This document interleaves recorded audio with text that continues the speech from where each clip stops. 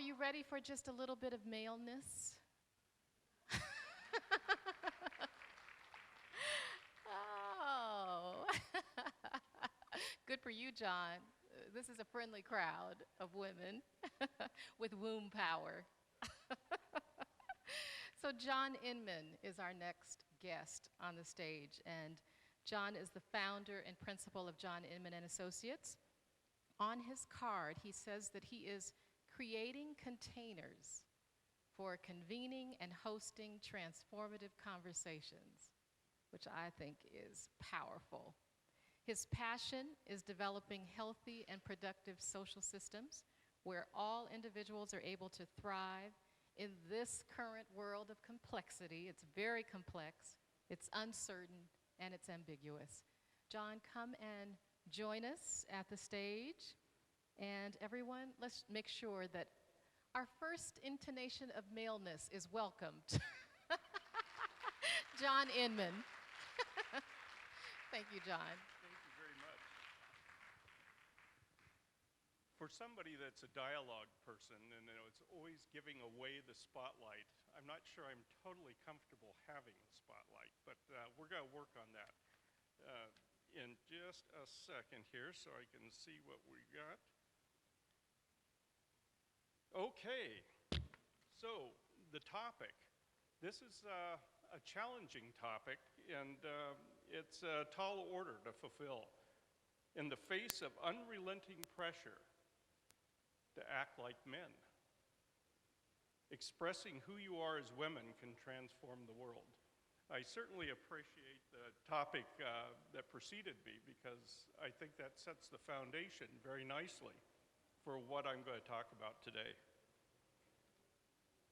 Just imagine, just for a moment, what it'd be like to be rewarded for expressing your inherent dialogic, inquiry, and collaborative nature in an organization.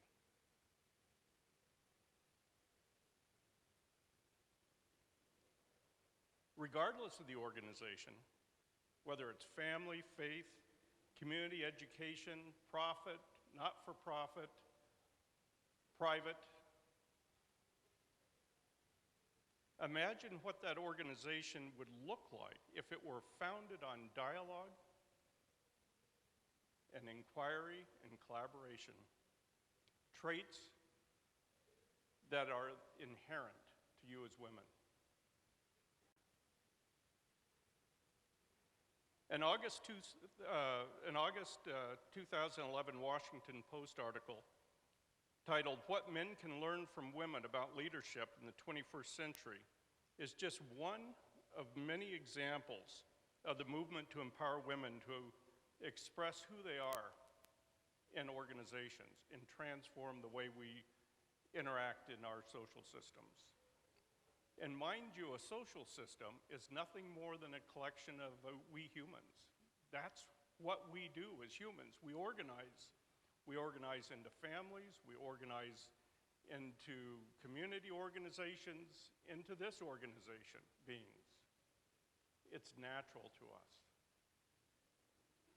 However, in the Western world, we don't always honor a social system. We focus very much on work.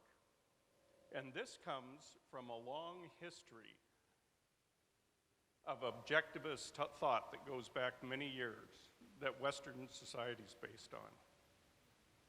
And unfortunately, most of that was created by men. It doesn't honor the natural inclination that we as humans have to convene together, to talk together, to build relationships, to inquire, be curious about each other. It does not honor that. There's several other things that are indicative of this movement. There's an extraordinary movement afoot to help our daughters, and we talked about raising young girls. And they are going to be the gifts that help transform our world for us. And our investment in them is absolutely critical. The Girl Effect is one such movement, extraordinary example of how we're trying to reach out and empower girls to take over their world. Another is the book Half the Sky. We talked about half the people on earth being impoverished, and many of those being women. Half the Sky by Nicholas Kristof and Cheryl Woodon is another extraordinary example of what this movement's bringing about. How can we reach out to cultures all over the world and help heal and bring these girls and these women in to take ownership for what's going on in their cultures? It reminds me of a story that I read in Everybody Loves a Good Drought. I don't know if anybody in here that's from India has ever read that book.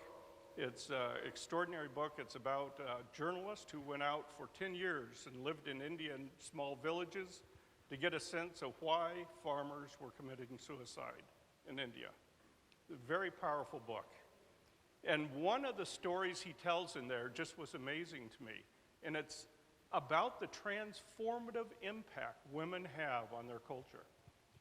In some small villages, they were teaching women how to ride a bicycle. Now that do it very well, but generally speaking, women have the innate ability to reach out, be curious about others, engage with others, bring them into conversation, collaborate, and transform what's happening around them. If you look at organizations, particularly, I'm more familiar with organizations here in the United States, since that's kind of my pool that I live in here and have been in that arena for an awful long time. They're mostly men-dominated. Dialogue is generally not honored. We have a culture that embraces deliberation. That means we like to come together and make a decision and go execute. By God, that's what we like to do. We're very good at that. The problem is, how many people here have been in the software industry? Anybody out here? Have you ever heard the term GIGO? Garbage in, garbage out? Well, if you just dive straight into deliberation and you don't have dialogue that precedes it, you get garbage into the deliberation, and therefore you have a really bad outcome. What we need is to get the dialogue going in our organization so we have better inputs to make our decisions on. But if we can't get women to start leading that transformation, most men won't do it. Women are truly the key to helping build a dialogic framework and collaborate to bring all the voices into the organization and be heard for a change. We're just not seeing it. The vast majority of organizations are controlled by a very small group at the top. And who are those folks usually? Men, right? Now there's a growing impact of women running organizations. I saw one statistics, let me see here, that I thought was pretty interesting. In 2010, Forbes had indicated that women-owned small businesses were providing 16% of the total job growth in the United States. I don't know about internationally, but here that's the case. The same study said by 2018, 33%, well over double, job growth will be created by women-owned businesses. There's power behind that. There's hope behind that. And why are these women-owned businesses disproportionately creating so much employment? That's an interesting question. My personal belief is it's fundamentally because they run their business differently. They engage the wealth and knowledge in their team. They draw people into the conversation. What a concept. I can't even imagine running an organization and locking out 50, 60, 70, 80% of the intelligence of the organization and thinking it's all at the top. To me, that's just insane. The introduction, which I appreciated, we're talking about, we live in a complex world. The complexity is increasing and it's not going away. Where most of us my age were raised in very stable environments and learned to lead by planning and controlling and executing. All this is an old paradigm that no longer works in the dynamic world that we're in now. It just flat out doesn't work. We have leaders running around all over the place trying to figure out what the heck to do. Yet, the wealth is there right in the organization to help them do it. They don't have to go outside. All they have to do is reach out and start engaging the people around them. How many people here have read any of the literature on multi-generational issues? This generation is this generation is that, the millennials don't want to work, whatever the case may be. All of that, to me, is absolutely missing the point. We're talking human beings. New generations bring social change with them. They bring ideas and innovation with them. And what happens then if the older established generations try to block the expression of that creativity? What happens? It blocks social change. So here we are trying to innovate and keep up with a complex world, and we're keeping down the voices of the very people that need to be in the conversation to help us transform our organizations. We need the youth, we need the young ladies, we need the young men. We need to bring them into conversation and break that logjam of having all the decisions made at the top. It's just not working. The key here is, though, you guys, you women, have the power to transform our organizations if you'll speak up and use your voice. You absolutely have to step up and help transform our organizations. There's no way around it. The sooner it happens, the better off we're going to be. This path we go to a male-dominated decision-making tree based on a whole bunch of folks that are 50 and 60 years old, the longer it's going to take before our organizations are going to start helping us transform and heal this world. The healing's not going to happen without us. We've got to band together, get like-minded people together, and start working to create healing. There is just absolutely no doubt about it. So there seems to be an awakening, and the awakening is of a transformative power of women. You have the transformative power, and there is awakening. There's more knowledge around this. People are beginning to see this. And if it's not the women, who's going to do it? Who's going to do it? I don't know. I just don't see it with the men I'm working with. And I've been doing this an awful long time. There are a few of us out there. There's a whole group of dialogue and deliberation people around the nation and around the world that are working to create atmospheres where there's dialogue and deliberation. But we're few and far between compared to all of the people out in the organizations around the world, starting with families, communities, social groups, churches, whatever the case may be.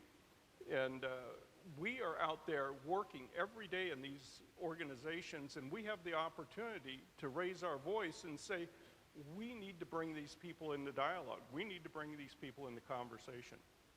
If we're not bringing them in, we don't have the information we need to make good decisions. We just don't have the information. Can you imagine with the complexity that we see now in the world, a small group of people that think they actually know what's going on? Holy mackerel. Just look at our financial meltdown. There was a group of people that knew what they were doing, right? That's a little scary. So, no, I don't think anybody knows. And the more voices we get into the equation, the better. The more generations we get into the equation, the better. The more that, oops, my 15 minutes is up. So I'll wrap up. I did put an alarm because I could talk for 2 hours up here. So think about this real quickly. We are really good in organizations at work. That's what we pay attention to. You hear about process improvement, on how to improve work. That's what we focus on. That's what men are particularly good on. Social systems are not talked about in our organizations.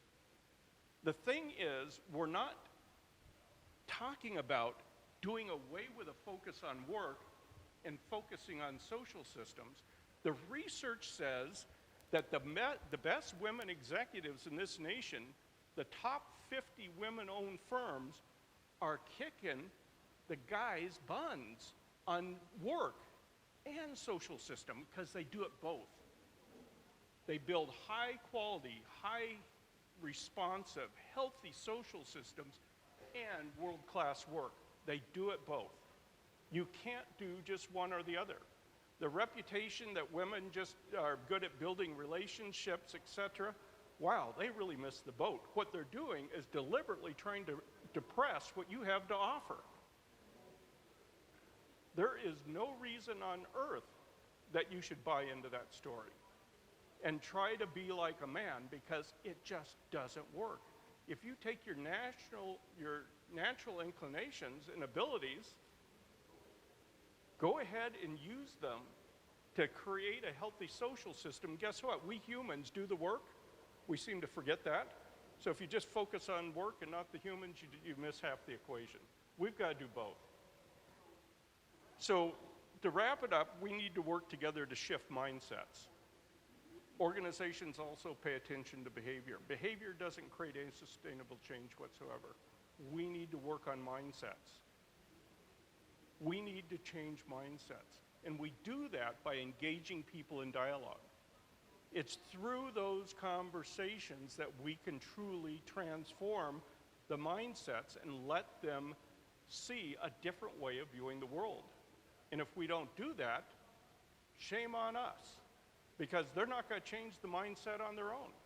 It's just not going to happen. So first, believe in your innate power to transform the world as women. Believe in that. Know that you can do it. Step up and do it. Have the courage, and that word came up before, have the courage to engage in the difficult conversations. Have the courage to have those difficult conversations. They're not necessarily comfortable. I don't have fun at them, but I still do them. And just to wrap that up, we have borrowed this world from our children. So we need to make sure that we give it back to them in a healthy and intact manner. And if we don't step up, it's going to be ravaged, and it's not going to be a world they'll appreciate getting back. So thank you very much. Godspeed.